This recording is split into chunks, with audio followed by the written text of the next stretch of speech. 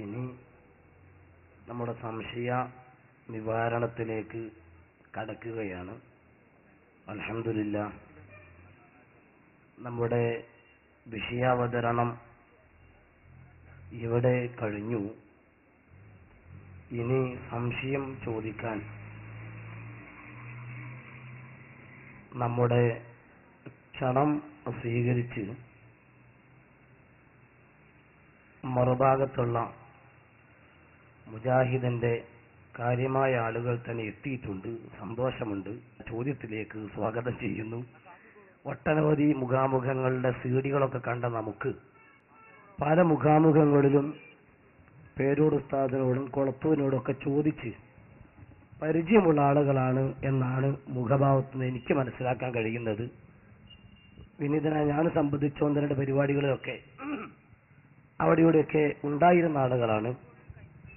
സാധാരണഗതിയിൽ ഇറങ്ങുന്ന മുഖാമുഖങ്ങളുടെ സീഡികളൊക്കെ കാണുന്ന ആളുകൾക്ക് സ്റ്റേജിലിരിക്കുന്ന ആളുകളെ പരിചയമുള്ളതിനേക്കാൾ ഒരുപക്ഷെ ചോദ്യകർത്താക്കളെ പരിചയമുണ്ടാകാൻ സാധ്യതയുണ്ട്. അപ്പോൾ നമ്മുടെ അധ്വാനം അൽഹംദുലില്ലാഹ് വെറുതെ ആയിട്ടില്ല.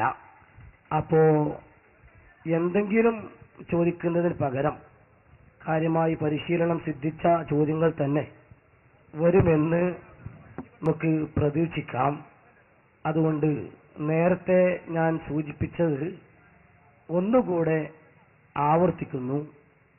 സംശയ നിവാരണമാണ് നമ്മുടെ ലക്ഷ്യം.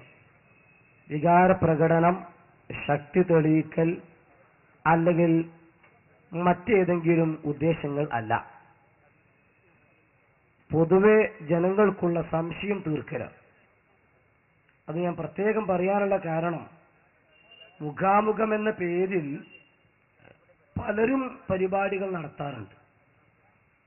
മുജാഹിദ് തന്നെ മുഖാമുഖം നടത്തുമ്പോൾ പലപ്പോഴും അത് ഇംഗ്ലീഷ് ഗുളിക കുടിക്കുന്നത് പോലെ ദിവസം 3 നേരം 1/2 ടീസ്പൂൺ വീതം, അത് കൂടിയാൽ പിന്നെ റിയാക്ഷൻ ഉണ്ടാവില്ല.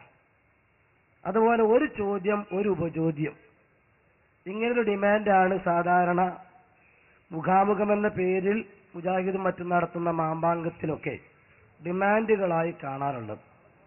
അതൊന്നും തന്നെ ഓപ്പൺ വേദിയല്ല, ഇൻഡോർ പരിപാടികളാണ് മിക്കവാറും ഉണ്ടാകാറുള്ളത്. ഇവിടെ ഇൻഷാ അല്ലാഹ് ഹക്ക് നമ്മുടെ കയ്യിൽ ഉണ്ട് എന്ന് ഉറപ്പുള്ളത് കൊണ്ടും സംശയ നിവാരണം പരിപാടിയുടെ മുഖ്യ അജണ്ട ആയതുകൊണ്ടും ഒരു ചോദ്യം ഒരു ഉപചോദ്യം അങ്ങനെ ഒരു ഡിമാൻഡില്ല. അതുകൊണ്ട് ഇൻഷാ അല്ലാഹ് എത്രയും ചോദിക്കാം, സംശയം തീരുന്നത് വരെ ചോദിക്കാം. പക്ഷെ അവിടെ ശ്രദ്ധിക്കേണ്ടത്, സംശയം തീർന്നാലും തീരാത്ത ചില ആളുകൾ ഉണ്ടാവും. പഠിക്കണം, മനസ്സിലാക്കണം എന്ന ലക്ഷ്യത്തോടു കൂടി ആകുമ്പോഴേ സംശയം തീരും. ഉറങ്ങുന്ന ആളുകളെ നമുക്ക് വിളിച്ചുണർത്തിയാൽ ഏത് ഉറക്കം വെച്ചവരാണെങ്കിൽ പെട്ടെന്ന് ഒന്ന് എഴുന്നേൽക്കും, പിന്നെ ചിലപ്പോൾ ആളെ മനസ്സിലാക്കി കടമാറും.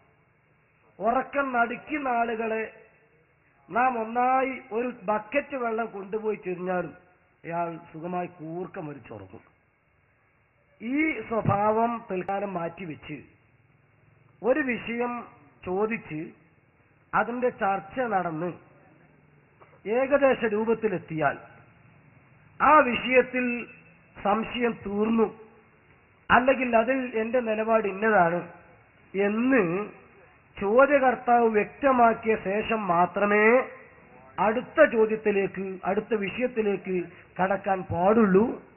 ഇടയിൽ വഴുതി മറ്റൊരു വിഷയത്തിലേക്ക് എത്തരുത് എന്ന് ചോദ്യകർത്താക്കളോട് മൊത്തത്തിൽ ഉണർത്തും.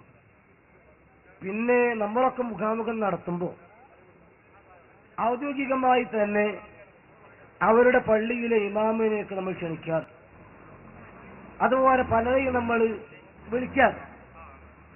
ആ ക്ഷണം സ്വീകരിച്ച് പലരും വരാറുണ്ട്. വന്ന ചിലരൊക്കെ വന്നതിനേക്കാൾ സ്പീഡിൽ പോകാറുണ്ട്. അപ്പൊ ഏതായിരുന്നാലും ഈ ഒരു പദ്ധതി മുജാഹിദും കൂടെ സ്വീകരിച്ചാൽ, അഥവാ നമ്മുടെ ഉസ്താദുമാർക്കും ഇമാമിയങ്ങൾക്കും ഒക്കെ ഒരു എഴുത്ത് കൊടുത്ത് ഞങ്ങൾ പരസ്യമായിട്ട് മുഖാമുഖം വെക്കുന്നുണ്ട്, നിങ്ങൾ വരണം, വിജയിപ്പിച്ചു തരണം, അഥവാ കേട്ടാ പോരെ ചോദിക്കണം, ഒരു ചോദ്യം ഒരു ഉപചോദ്യം ചോദിച്ചാൽ പോരാ, തീരുന്നവരെ ചോദിക്കണം എന്ന ഒരു പദ്ധതി മറുഭാഗവും കൂടെ അതിന് സന്നദ്ധത അല്ല വിശാല മനസ്കത കാണിച്ചാൽ കേരളത്തിലെ ആശയ വൈകല്യങ്ങളിലൂടെ കറങ്ങുന്ന ആളുകൾക്ക് അത് വലിയ ഫലപ്രദമാകും. അത് അവരുടെ ചിന്തയിൽ ഉണ്ടാകണമെന്ന് ഒന്നുകൂടെ ഓർമ്മപ്പെടുത്തി ഇൻഷാ അല്ലാഹ് പിന്നെ ചോദ്യത്തിലേക്ക് കടക്കുകയാണ്. ആദർശപരമായി പ്രശ്നമുള്ള ചോദ്യങ്ങൾ, സുന്നിയും മുജാഹിദും തമ്മിൽ തർക്കത്തിലിരിക്കുന്ന ചോദ്യം, സുന്നിയും ജമാഅത്ത് ഇസ്ലാമിയും തമ്മിൽ തർക്കത്തിലിരിക്കുന്ന ചോദ്യം, സുന്നിയും തബ്ലീഗും തമ്മിൽ തർക്കത്തിലിരിക്കുന്ന ചോദ്യം, അങ്ങനെയുള്ള തർക്കത്തിലുള്ള ചോദ്യങ്ങളാണ് ഇവിടെ ചോദിക്കേണ്ടത്. നേരത്തെ ഞാൻ പറഞ്ഞതുപോലെ ഫഅല ഫഅല എന്ന് പറഞ്ഞാൽ അതിന്റെ സിഗ എന്ത്, ലഫ്ള് എന്ത് എന്ന ചോദ്യം അല്ല. SSFന്റെ ഇപ്പോഴത്തെ സ്റ്റേറ്റ് സെക്രട്ടറി ആരാണ്, SKSSFന്റെ ട്രഷറർ അടുത്ത് കാശുണ്ടോ, ആ ചോദ്യം അല്ല. അതേസമയത്ത് ആശയപരമായി രണ്ട് ധ്രുവങ്ങളിൽ നിൽക്കുന്ന സുന്നി നോൺ സുന്നി ഇവർ തമ്മിലുള്ള തർക്ക വിഷയങ്ങളാണ് ചോദിക്കുന്നത്. അതുകൊണ്ട് ചോദ്യകർത്താക്കൾ മാന്യത പുലർത്തി സംശയം തീരുന്നതുവരെ ചോദിക്കുക. അത് ചോദിച്ച് ഒരു വിഷയം തീരുമ്പോൾ ഞങ്ങൾക്ക് ആ സംശയം തീർന്നു, അടുത്തിലേക്ക് കടക്കുന്നു എന്ന് പറയുക. ഇനി പരിപാടി സംഘടിപ്പിക്കുമ്പോൾ ഇത് മാതൃകയാക്കി ഒരു ചോദ്യം ഒരു ഉപചോദ്യം എന്ന പദ്ധതി മാറ്റിവെക്കുക, ഔദ്യോഗികമായി നമ്മളെയൊക്കെ ഒന്ന് ക്ഷണിക്കുക. അങ്ങനെ സംശയം തീർക്കാൻ അല്ലാഹു തആല നമുക്ക് തൗഫീഖ് നൽകുമാറാകട്ടെ. ആമീൻ എന്ന് ദുആ ചെയ്ത് ഇനി പ്രത്യേകം ചോദ്യകർത്താക്കൾക്ക് വേണ്ടി സ്ഥലം തയ്യാർ ചെയ്ത് വെച്ചിട്ടുണ്ട്. അവിടെ വന്ന് ഇരിക്കാം. ഒരു ഭാഗം ചോദിച്ചു കഴിഞ്ഞിട്ടുണ്ടെങ്കിൽ അടുത്ത ആളുകൾക്ക് വന്ന് ചോദിക്കാം. പക്ഷേ ഒരാൾ ചോദ്യം ചോദിക്കുമ്പം ആദ്യമേ തന്നെ എൻ്റെ പേര്, എൻ്റെ നാട് ഇതൊന്ന് പരിചയപ്പെടുത്തുന്നത് നല്ലതാണ്. കാരണം ചിലപ്പോ പലയിടത്തും പലരും പറയുന്ന ഒരു ആരോപണം, അത് നിങ്ങൾ കുറച്ച് ആളുകളെ കൊണ്ടുവന്നിരുത്തും. ഞാൻ നേരത്തെ ഇവര് പല മുഖാമുഖത്തും ചോദിക്കുന്ന ആളുകളാണെന്ന് പറഞ്ഞാൽ അവരെ വിഷമിപ്പിക്കാൻ വേണ്ടി പറഞ്ഞതല്ല. അതേസമയത്ത് നമ്മളുടെ തടി സലാമത്താക്കാൻ പറഞ്ഞതാ എന്ന് പറഞ്ഞാൽ അത് നിങ്ങൾ കുറച്ച് വിഷയം അവതരിപ്പിക്കും, നിങ്ങൾ തന്നെ റെഡിമെയ്ഡ് ചോദ്യവുമായിട്ട് കുറച്ച് ആൾക്കാർ ഇരുത്തും. അങ്ങനെ നിങ്ങൾ നാടകം കളിച്ചു പോകാറാണ് പതിവ് എന്ന് എനിക്ക് മറുപടി പറയുമ്പോൾ തന്നെ പല മൗലവിമാരും പലയിടത്തും പറഞ്ഞ് എനിക്ക് ഓർമ്മയുണ്ട്. അപ്പൊ അത് ഇല്ലാതിരിക്കാൻ ആള് മുജാഹിദാണ് എന്നും അതേപോലെ തന്നെ ഇന്ന ആളാണ് എന്നും ഇന്ന സ്ഥലത്താണെന്നും പറഞ്ഞാൽ ജനങ്ങൾക്ക് അത് ഉപകരിക്കും. സത്യത്തിൽ ആരോപണത്തിന് കഴമ്പില്ല. കാരണം ചോദിക്കാൻ ചാൻസ് കൊടുക്കാതിരിക്കുമ്പോഴേ അങ്ങനെ പറയേണ്ടതുള്ളൂ. അതേസമയത്ത് ഒറിജിനൽ ആളുകൾ ചോദിക്കാൻ വരുന്നില്ല എങ്കിൽ പിന്നെ ആർക്കും ചോദിക്കാം. ആ ചോദ്യത്തിൽ മുസ്ലിയാരുണ്ടാവും, തങ്ങളുണ്ടാവും, മുത്താലിം ഉണ്ടാവും, മുദരിസ് ഉണ്ടാവും. അതുകൊണ്ട് ആ ചോദ്യം തന്നെ ഫൗളാ. എന്നാലും ഞാൻ ഒന്നുകൂടി ആവർത്തിക്കുന്നു, ആ ചോദ്യത്തിന്റെ ഗ്യാപ്പ് തന്നെ അടക്കാൻ, അങ്ങനെ സംശയം വരാതിരിക്കാൻ ചോദ്യം ചോദിക്കുന്ന ആൾ എന്റെ പേര് ഇന്നത്, എന്റെ നാട് ഇന്നടത്ത് എന്ന് തീർത്ത് തന്നെ പറയണം. അത് പറഞ്ഞുകൊണ്ടായിരിക്കണം ചോദ്യം എന്നുകൂടെ ഇതിന്റെ നല്ല നടത്തിപ്പിന് വേണ്ടി ഉണർത്തി ഇനി ചോദ്യകർത്താക്കളെ ചോദ്യത്തിലേക്ക് സ്വാഗതം ചെയ്തേ.